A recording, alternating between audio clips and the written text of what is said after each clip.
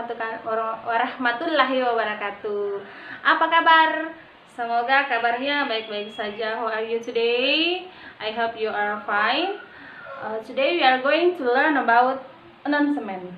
Nah, announcement ini mungkin adik-adik sudah pernah dengar, biasa dengar.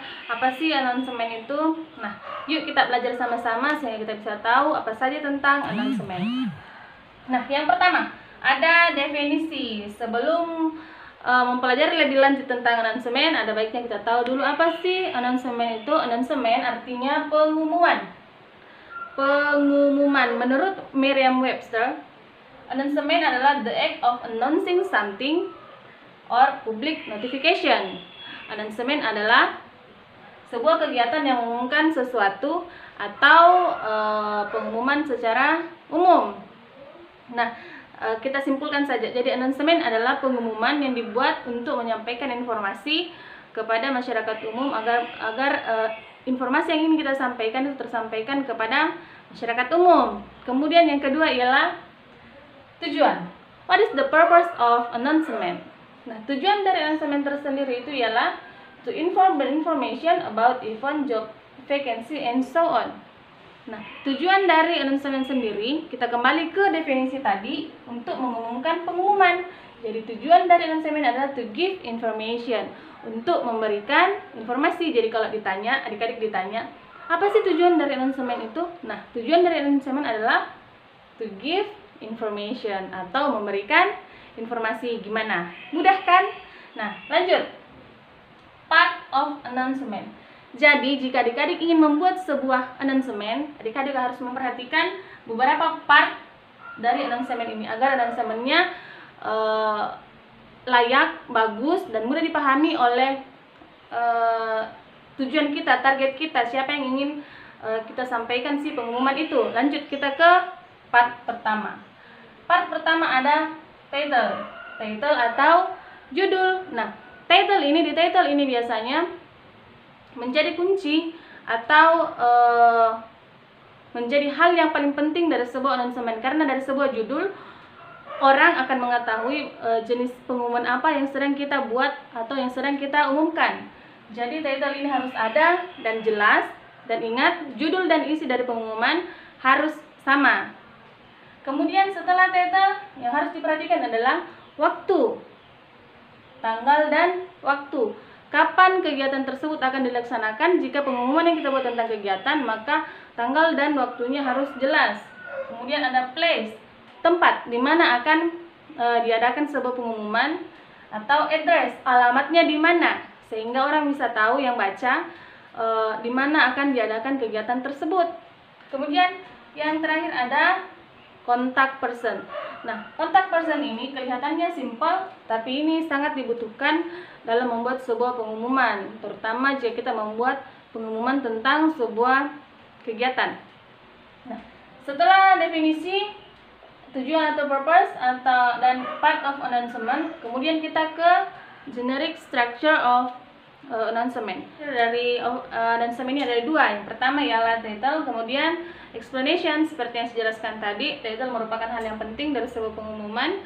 Kemudian yang kedua adalah explanation, berisi tentang penjelasan dari sebuah pengumuman itu sendiri. Kemudian yang terakhir ada jenis-jenis dari announcement. Nah, yang jenis yang pertama ialah missing person atau berita kehilangan. Biasa ini paling sering kita temukan di televisi.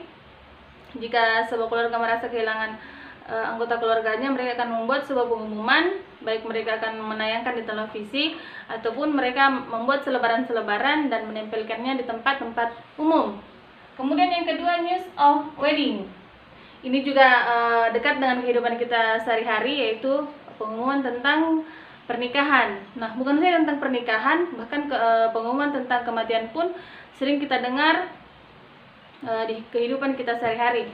Kemudian yang ketiga ialah job vacancy atau lowongan pekerjaan. Nah, biasa lowongan pekerjaan ini atau job vacancy ini biasa kita temukan di koran. Dan setelah itu ada advertisement atau iklan. Ada event reports atau laporan sebuah kegiatan. Kemudian ada government notice, himbauan dari pemerintah. Setelah itu ada winner announcement, pengumuman kemenangan tentang sebuah kegiatan atau perlombaan. Dan masih banyak lagi jenis-jenis pengumuman yang biasa kita jumpai dalam kehidupan kita sehari-hari. Nah, yuk kita bahas lebih rinci mengenai jenis-jenis announcement ini yang disertai dengan contoh. Nah, yang pertama ini ialah contoh announcement missing person. Nah, perhatikan ada nomor telepon. Ini yang dimaksud dengan kontak person. Please call with any information. Seperti yang dijelaskan di awal, ciri-ciri dari contoh announcement ialah mencantumkan dari kontak person si pembuat announcement. Kemudian contoh announcement yang kedua ialah job vacancy. Nah, dalam lowongan pekerjaan yang Anda lihat merupakan job requirements menjadi seorang desainer yang dilengkapi juga dengan kontak person. Kemudian yang ketiga ialah wedding announcement atau pengumuman pernikahan melalui undangan atau invitation.